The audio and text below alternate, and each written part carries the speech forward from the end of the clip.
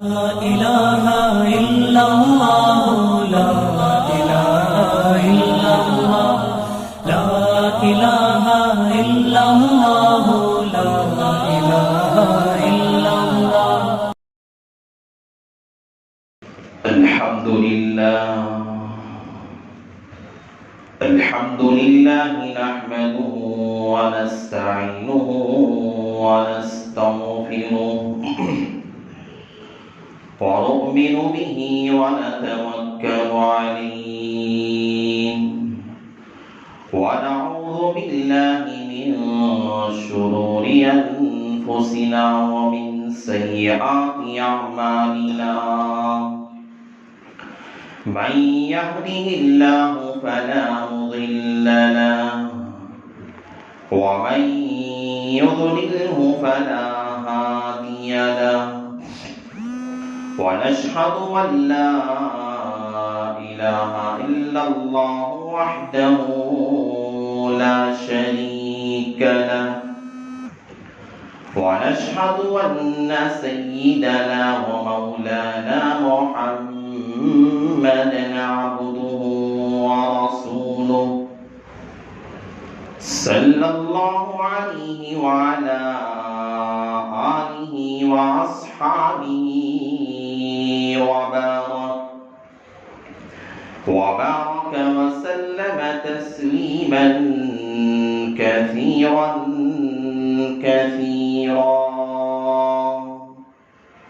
أما بعد فأعوذ بالله من الشيطان الرجيم. بسم الله الرحمن الرحيم.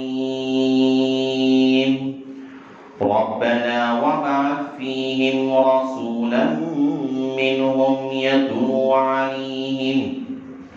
يتلو عليهم آياتك ويعلمهم الكتاب والحكمة ويزكيهم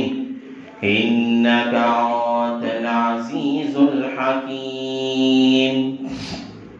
وقال النبي صلى الله عليه وسلم اللهم أهد أبي هريرة رضي الله تعالى. وقال النبي صلى الله عليه وسلم اللهم اصطفاني من أبي كنانة واصطفاني بني هاشم واصطفاني من عبد المطلب أو كما قال النبي عليه الصلاة والسلام. رب اشرح لي صدري ويسر لي أمري واحلل عقدة من لساني يفقه قولي. اللهم صل على سيدنا مولانا محمد في أول كلامنا. اللهم صل على سيدنا مولانا محمد في أوسط كلامنا. اللهم صل على سيدنا مولانا محمد في آخر كلامنا.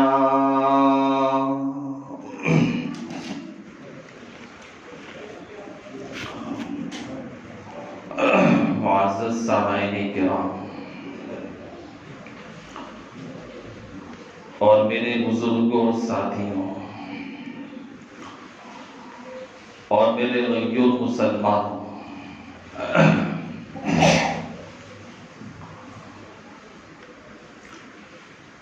اللہ تعالیٰ نے امت محمدیہ کو جو شرف عطا کیا ہے،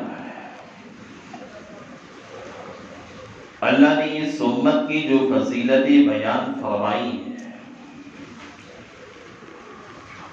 اللہ نے اس امت سے قبل اور پہلے بہت ساری قومیں دنیا میں آباد ہوئی، بہت ساری بستیاں آباد ہوئی، بہت سے لوگ دنیا میں آباد ہوئے، بہت سارے انبیاء رسول کائنات کے اندر آئے، اللہ نے اپنا پیغام انبیاء کے ذریعے سے قوم کو اللہ لوگوں کو دے کر بھیجتا رہا. سب کی فضیلت الگ الگ تھی، لیکن سب سے آخر میں جو دنیا کا اختتام ہے، اس کے بعد نہ کسی موسیٰ کی قوم آنے والی ہے، نہ حضرت عیسیٰ کی قوم آنے والی ہے. اس کے بعد نہ کسی پیغمبر کی بعثت ہونے والی ہے، نہ کسی رسول کی آمد ہونے والی ہے. یہ آخری امت ہے. بس اللہ تعالیٰ اسی امت پہ قیامت لائے گا. اللہ دنیا کو فنا کر کے ختم کر کے رکھ دے گا. اللہ نے اس امت کی سب امتوں سے، سب قوموں سے اللہ نے الگ ہی فضیلت بیان کی. اللہ نے اس امت کی شان ہی الگ رکھی ہے. اس کی وجہ کیا ہے؟ اللہ نے جو مقام حضرت موسیٰ کی قوم کو دیا تھا، اللہ جو مقام حضرت شیس کی قوم کو دیا تھا، اللہ تعالیٰ نے جو مقام حضرت صالح علیہ السلام کی قوم کو دیا تھا، اللہ نے جو مقام حضرت ابراہیم علیہ السلام کی امت کو دیا تھا، ساری قوموں سے بڑھ کر، ساری امتوں سے بڑھ کر اللہ تعالیٰ نے اس امت محمدیہ کو اللہ نے جو شان عطا فرمائی، اللہ نے عظمت عطا فرمائی. کہا کہ اس امت کی فضیلت سے بڑھ کر کوئی قوم، کوئی امت نہیں ہے. اس کی وجہ یہ ہے کہ اس امت کا جو پیغمبر ہے، جو نبی ہے، جو رسول ہے، وہ نبی آخر الزمان ہے. اللہ تعالیٰ نے پیغمبر کے صدقے میں اس امت کو فضیلت عطا فرمائی. پہلے زمانے میں ایسی قومیں بھی گزری جہاں رات میں بندہ گناہ کرتا،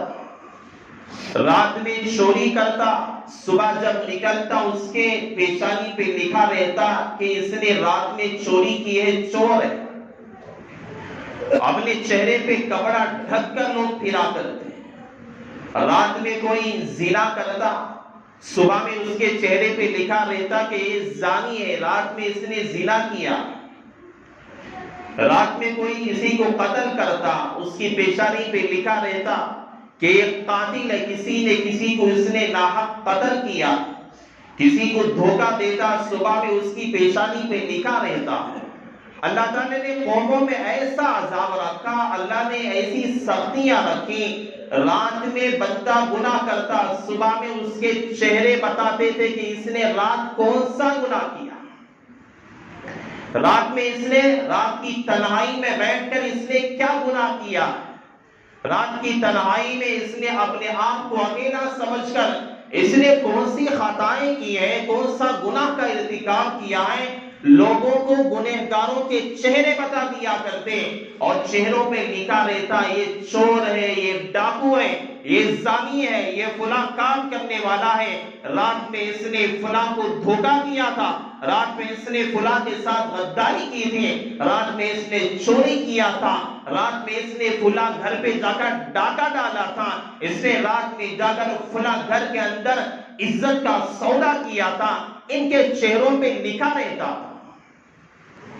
لیکن اللہ تعالیٰ نے اس امت کے اندر اللہ نے پیغمبر کے صدقے میں راتوں میں ہم تنہائی میں بڑے بڑے گناہ کر دیتے ہیں، بڑی بڑی خطائیں ہم کر دیتے ہیں، لیکن ہمارے چہروں پہ پچھلی قوموں کی طرح، پہلی قوموں کی طرح چہروں پہ لکھا ہوا تو نہیں رہتا.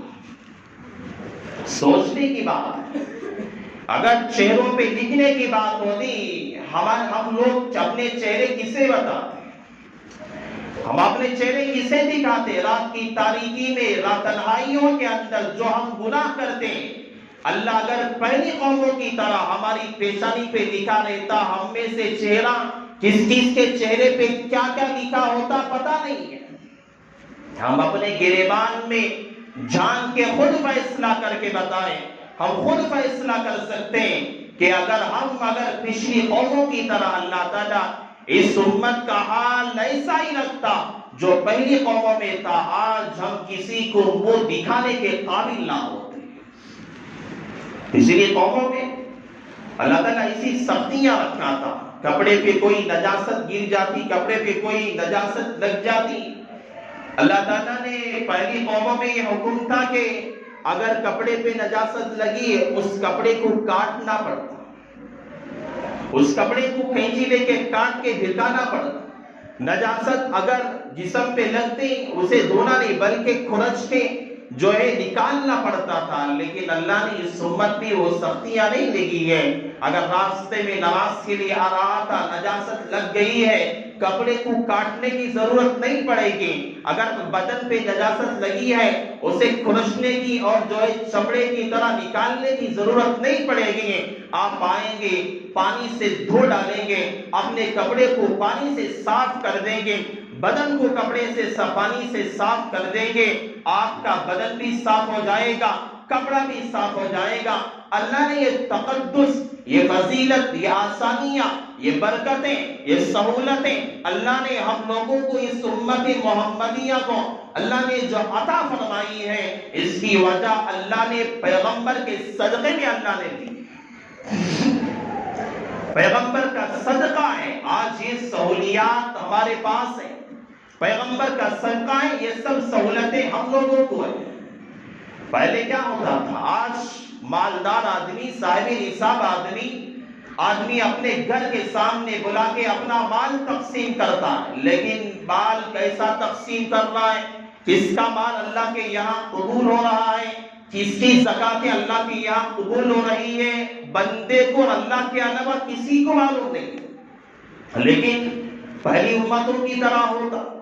پہلی امتوں میں کیا ہوتا؟ مال اگر زکات ادا کرنی ہے، صدقہ اگر ادا کرنا ہے، کسی غریب کو دینے کی ضرورت نہیں ہے، کسی فقیر کو دینے کی وہاں ضرورت نہیں تھی، کسی مسکین کو دینے کی ضرورت نہیں تھی، بلکہ مالدار مال اپنا زکات میں نکالا، صدقے میں نکالا، لے جا کے اسے پہاڑ کی چوٹی پہ رکھنا پڑتا تھا، پہاڑ کے اوپر رکھ دیتا، آسمان سے آگ آتی۔ اگر اللہ تعالیٰ بندے کا اندر اگر اخلاص ہوتا، اللہ کی رضا کے لیے، اللہ کی خوشنودی حاصل کرنے کے لیے، اللہ کی محبوبیت حاصل کرنے کے لیے، اللہ کی رضا کی مطلوبیت کے لیے اگر بندہ اپنے مال میں سے زکات ادا کرتا، کسی کی دکھانے کے لیے نہیں، ریاکاری کے لیے نہیں، بلکہ لوگ مجھے بڑا مالدار کہیں اس لیے نہیں، لوگ مجھے بڑا سخی کہیں اس لیے نہیں، مجھے لوگ جو ہے بہت بڑا نیک کہیں اس لیے نہیں، بلکہ اللہ کی رضا کے لیے بندہ اگر زکات نکالتا، صدقہ نکالنا چاہتا، اس مال کو لے جا کر پہاڑ کی چوٹی پہ اسے رکھنا پڑتا، اور اللہ تعالیٰ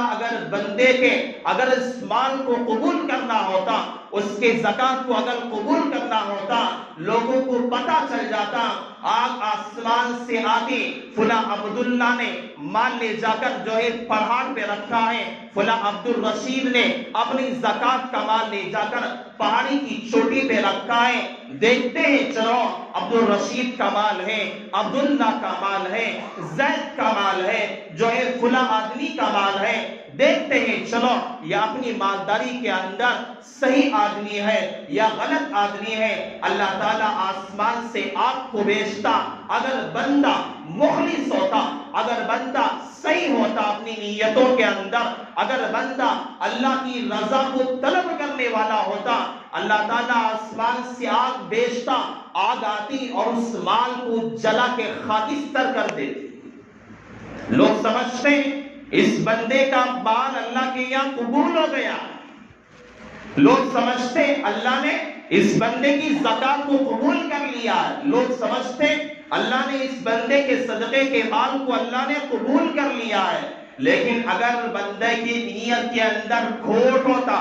اگر بندے کی نیت کے اندر ریاکاری پائی جاتی، شہرت پائی جاتی، اگر غلط ارادہ ہوتا، اللہ نہ آسمان سے آگ کو بھیجتا، لوگ سمجھ جاتے ہیں یہ مالدار جو ہے یہ مخلص نہیں ہے، صحیح آدمی نہیں ہے، اس کا مال صحیح نہیں ہے، یا اپنی نیت کے اندر کھوٹ رکھنے والا ہے۔ لیکن اللہ نے اس امت کی فضیلت تقدس کی عطا فرمایا، ہم مال دیکھتے ہیں، کسی پتہ نہیں، دیکھنے والا سمجھتا ہے بڑا سخی انسان، دیکھو فلاں آدمی بڑا صدقہ کرنے والا ہے، فلاں کام کرنے والا ہے، لیکن دلوں کا علم رب کے علاوہ کسی کو معلوم نہیں ہے، حالات کا علم رب کے علاوہ بندے کا، اور بندے کا تعلق اور رب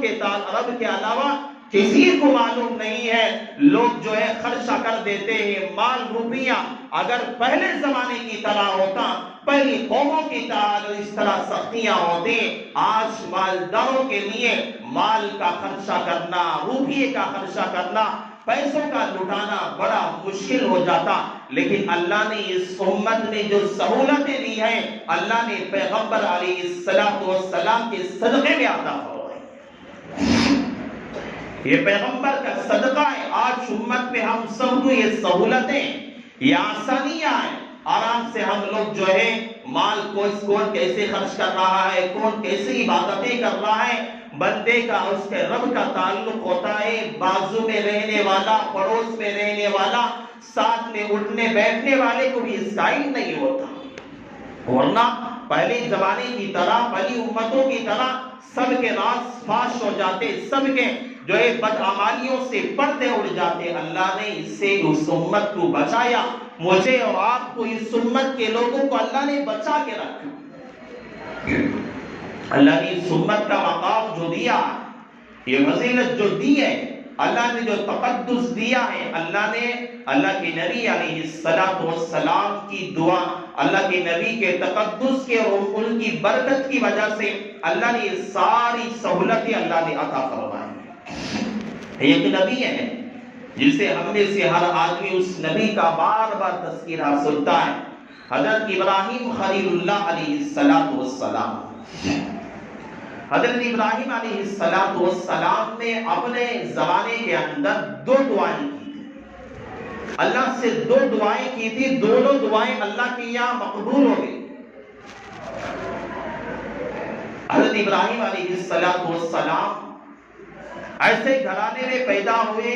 جو باپ جو ہے بتوں کو بنانے والا تھا، بت ساز تھا، بت فروش تھا،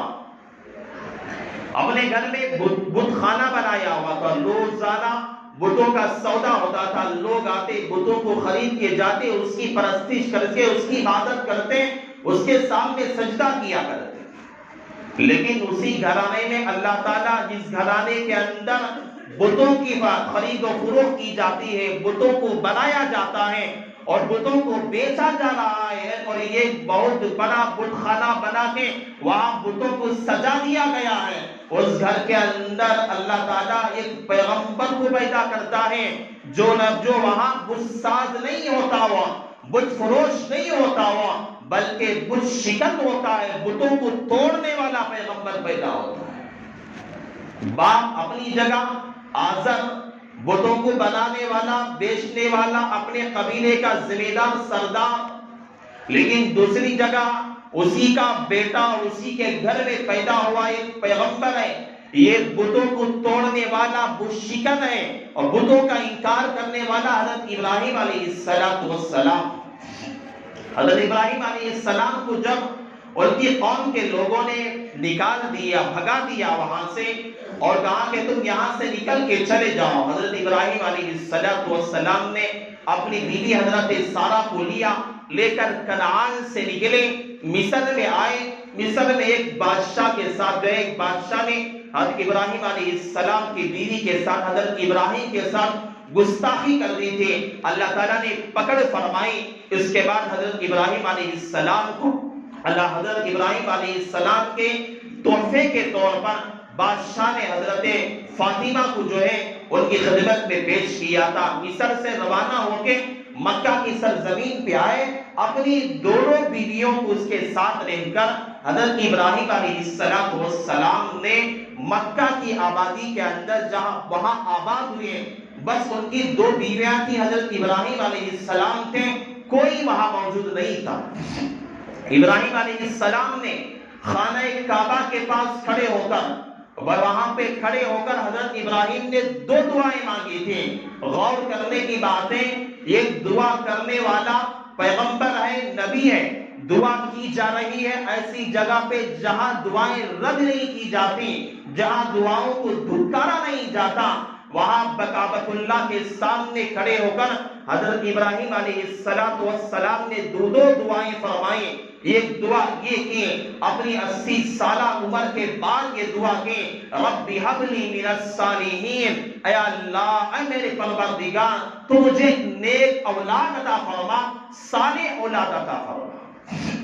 اللہ تعالیٰ نے اس دعا کو قبول کیا، فبشرناہ بغلام حلیم، ایک بردبار بیٹا اللہ نے حضرت ابراہیم کو عطا فرمایا۔ اور اسی جگہ پہ حضرت ابراہیم علیہ السلام نے دوسری دعا، ربنا وابعث فیہم رسولا منہم یتلو علیہم آیاتک ویعلمہم الکتاب والحکمت ویزکیہم انک انت العزیز الحکیم۔ اللہ تعالیٰ سے دوسری دعا یہ مانگی، اے باری تعالیٰ، یہ دعا تو نے میری قبول کر لی، دوسری دعا یہ ہے تو جو آخر میں سب سے بڑا نبی اور سب سے تقدس والا نبی، سب سے اونچی شان والا نبی اور نبی آخر الزمان، اولین و آخرین، شافی کوثر، شافی محشر، جو سب سے آخر میں جو تو لانے والا ہے، مبعوث کرنے والا ہے، پیدا کرنے والا ہے، یا اللہ میری التجا یہ ہے، میری گزارش آپ سے یہ ہے، میری دعا آپ سے یہ ہے کہ اس نبی کو تو میری نسل میں پیدا فرما۔ ربنا وابعث فیہم رسولا منہم، میرے لوگوں میں، میری نسل کے لوگوں میں پیدا فرما، یتلو علیہم، تاکہ وہ آنے کے بعد تیری آیات کی تلاوت کرے، لوگوں کے سامنے کرے، وَيُعَلِّمُهُمُ الْكِتَابَ، اور لوگوں کو پڑھائے، سکھائے، درس دیے، سمجھائے، والحکمہ، اور اپنی حکمت کو بیان کرے۔ مفسرین نے حکمت کے بارے میں لکھا ہے اپنی حدیثیں بیان کرے، اپنے اقوال بیان کرے، تیری طرف سے وحی لے کر جو فرشتہ آیا کرتا ہے، تیری طرف سے جو باتیں لے کر فرشتہ آیا کرتا ہے، ان باتوں کا تذکرہ لوگوں کے سامنے کرے، والحکمہ، اور چوتھی چیز بیان کی، وَيُزَكِّيهِمْ، اور لوگوں کے دلوں کو صاف کرے، تزکیہ کرے، دلوں سے للہیت پیدا کرے، دلوں کے اندر معصیت کو نکالے، گندگیوں کو نکالے، اور لوگوں کے اندر دلوں کو صاف کر کے دل الہیت پیدا کرے۔ وَهُوَ الْعَزِيزُ الْحَكِيمُ، اور تو زبردست حکمت والا ہے۔ حضرت ابراہیم علیہ السلام نے یہ دو دعائیں اللہ تعالیٰ سے مکہ المکرمہ کے اندر کعبۃ اللہ کے سامنے کھڑے ہو کر دو دعائیں ابراہیم علیہ السلام نے مانگی تھی، اس وجہ سے مانگی تھی، حضرت ابراہیم علیہ السلام کو معلوم تھا اللہ تعالیٰ نے جو دیگر انبیاء پر اور جو دیگر قوموں پر، دیگر امتوں پر جو اللہ نے سختیوں کو رکھا تھا، میں نے جو ابھی بتایا سختیاں پہلی قوموں پہ کیا تھی اور اس امت کے اندر کیا اللہ نے سہولتیں رکھی ہے، یہ جو میں نے آپ کو سمجھایا ہے، ابراہیم علیہ السلام کو معلوم تھا آنے والا آخری پیغمبر، آنے والا آخری جو رسول ہے، اللہ تعالیٰ اس کی شان بڑی اونچی رکھنے والا ہے، اور اس امت کے اللہ نے بڑی فضیلت بھی بیان کی ہے، اور اس کے اندر بڑی بہت سی سہولیات بھی اللہ نے عطا کرنے والا ہے۔ اس لیے ابراہیم نے کہا یا اللہ، اگر جو نبی تو پیدا کرنے والا ہے، آخر الزمان دنیا کے اندر مبعوث کرنے والا ہے، اس نبی کو جب تو پیدا کرے گا وہ میری نسل سے پیدا کرنا۔ اللہ نے اس دعا کو بھی قبول کیا۔ حضرت سارہ رضی اللہ تعالیٰ عنہا کے بطن سے حضرت اسحاق پیدا ہوئے۔ حضرت اسحاق کے بیٹے حضرت یعقوب علیہ السلام ہے، حضرت یعقوب کے بیٹے حضرت یوسف علیہ السلام ہے۔ علماء نے اپنی کتابوں میں لکھا ہے کہ حضرت اسحاق کی نسل سے اللہ تعالیٰ نے 18,000 انبیاء کو اللہ نے پیدا کیا۔ حضرت اسحاق کی نسل سے اللہ نے 18,000 رسولوں کو اللہ نے پیدا کیا۔ علماء نے کتابوں میں لکھا ہے کہ حضرت اسماعیل جو حضرت حاجرہ رضی اللہ تعالیٰ عنہا کے جو فرزند تھے، اللہ تعالیٰ نے حضرت اسماعیل کے ذریعے سے پورے مکہ میں، مدینہ میں، یمن کے اندر، مصر کے اندر پوری جگہ پہ ان کے حضرت اسماعیل کی نسل کو اللہ نے پھیلا کے رکھا۔ یہ دعاؤں کا ثمرہ ہے۔ حضرت ابراہیم علیہ السلام نے اس امت کی فضیلت اور اس کی تقدسیت کو دیکھتے ہوئے حضرت ابراہیم علیہ السلام نے بہت پہلے دعائیں مانگی تھی. کئی برسوں پہلے اللہ کے نبی کے دنیا میں آنے سے کئی سال کئی برسوں پہلے یہ دعائیں مانگی تھی کہ اللہ جو پیغمبر آنے والا ہے اس کی فضیلت بہت اونچی ہے اور اس کو میری نسل کے اندر پیدا فرما. حضرت ابراہیم علیہ السلام کی دعائیں قبول ہوئی. اللہ تعالیٰ نے حضرت ابراہیم علیہ السلام کی نسل ہی سے اللہ نے اللہ کے نبی علیہ السلام کو دنیا کے اندر مبعوث فرمایا. اس لیے حضرت ابراہیم علیہ السلام کو جد امجد ابو الانبیاء، انبیاء کے باپ کہا جاتا. انبیاء کے باپ اسی وجہ سے کہا جاتا ہے. اللہ نے اس امت کی تقدس بہت اونچی رکھا ہے، اس کی شان بہت اونچی ہے، اس کی فضیلت بہت زیادہ اونچی ہے. ہم لوگوں کی اس کی قدر کرنی چاہیے. ہر جگہ پہ ربیع الاول کا مہینہ ہے، پیغمبر کی شان بیان کی جاتی ہے، پیغمبر کا تذکرہ کیا جاتا ہے، پیغمبر کے معجزات بیان کیے جاتے ہیں. اللہ کے نبی علیہ السلام کی شان ایسی ہے، اللہ تعالیٰ نے دنیا کے اندر بہت سارے مفکرین پیدا ہوئے، محدثین پیدا ہوئے، بڑے بڑے جو ہے خطبہ دنیا کے اندر پیدا ہوئے، بڑے بڑے شعراء پیدا ہوئے، بڑے بڑے جو ہے فقہاء دنیا کے اندر پیدا ہوئے، بڑے ادبا پیدا ہوئے، دنیا میں بڑے قاصدین پیدا ہوئے، بہت سارے دنیا کے اندر آئے. لیکن اللہ کے نبی علیہ السلام کو اللہ نے جو تقدس عطا فرمایا ہے، جو شان اللہ نے عطا فرمائی ہے، اللہ کے نبی علیہ السلام کو اللہ نے جو فضیلت عطا فرمائی ہے،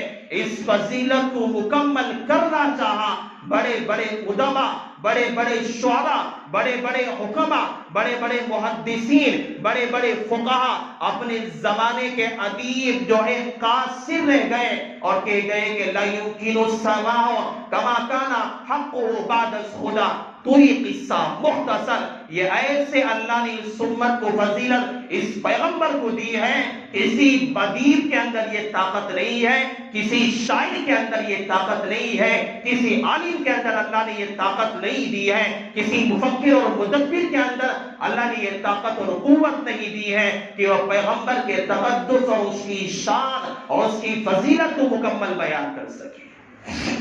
یہ بڑی امت جو ہے یہ بڑی فضیلتوں والی ہے، یہ بڑا تقدس والا نبی تھا. اللہ کے نبی علیہ السلام کے تقدس کی بدولت، ان کے تقدس کے اللہ نے، انہی کے صدقے میں اللہ نے ہم لوگوں کو یہ ساری سہولتیں اللہ نے عطا فرمائی ہے. ورنہ تو پہلے زمانے میں معمولی گناہوں پر اللہ تعالیٰ نے بندروں کی شکلوں میں تبدیل کر دیا تھا، اللہ نے خنزروں کی شکلوں میں تبدیل کر دیا تھا، لوگوں کے چہرے بندر کے بن گئے، انسان کا ڈھانچہ سوروں کے ڈھانچے میں تبدیل ہو گیا تھا. اللہ تعالیٰ نے قوم عاد پر عذاب بھیجے، اللہ نے آگ کے شعلے برسائے، اللہ نے جو ہے آسمان سے پتھروں کے عذاب دیے، اللہ نے خسف اور مسخ کا اللہ نے عذاب بھیجا. زمین میں لوگوں کو دھسا دیا گیا، جو ہے تباہ و تاراش کر دیا گیا. لوگوں نے دیکھا کہ برسات ہونے والی ہے، قوم عاد نے دیکھا، قوم سمود نے دیکھا ابھی جو ہے برسات ہونے والی ہے، برسات ہوگی، ہمارے کھیت جو ہے ہرے بھرے ہو جائیں گے. لیکن برسات کی جگہ اللہ تعالی نے رحمتوں کی جگہ، اللہ نے اپنی برکتوں کی جگہ اللہ نے زحمتوں کو اتارا، اللہ نے رحمت کی جگہ آگ کے شعلوں کو برسایا تھا، پتھروں کو برسایا تھا. لیکن اللہ نے پیغمبر نے دعا کی، یا اللہ میری امت کو ان ایسے عذابات سے جو تو نے پہلی امتوں کو دیے ہیں، میری امت کی تو حفاظت فرما. ایسے خسف اور مسخ کے عذابات سے، ایسے آسمان سے آگ کے شعلے برسنے والے عذابات سے، زمین میں دھسا دینے والے عذابات سے میری امت کی تو حفاظت فرما. خدا کی قسم اگر پیغمبر کی دعا نہ ہوتی، اگر ان دعا کا صدقہ نہ ہوتا، ہم میں سے کتنے لوگ اب تک زمین میں دھس چکے ہیں کہ پتہ نہیں. ہمارے گناہ بنی اسرائیل کے گناہ سے کچھ معمولی نہیں ہے، بڑے بڑے ہم گناہ کر دیتے ہیں.